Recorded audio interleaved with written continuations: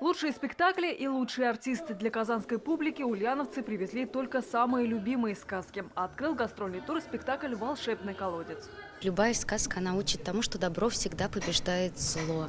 Но чтобы добро победило, нужно, конечно, приложить какие-то усилия. И в данном конкретном случае, конечно же, в первую очередь не лениться, потому что лень – это не самое хорошее человеческое качество. Спектакль поставил известный питерский режиссер Алексей Уставщиков. Эта сказка получила спецприз в фестивале театров кукол «Рабочая лошадка», которая проходила в Набережных Челнах. Задача показать нашу тоже поволжскую культуру, сказки нашего региона. Также ульяновцы порадуют детским спектаклем «Цветик-семицветик» по произведению Валентина Катаева. Каждый спектакль по-своему интересен, потому что через спектакли мы учим именно отличить юных зрителя зло от добро от зла, белое от черного говорим.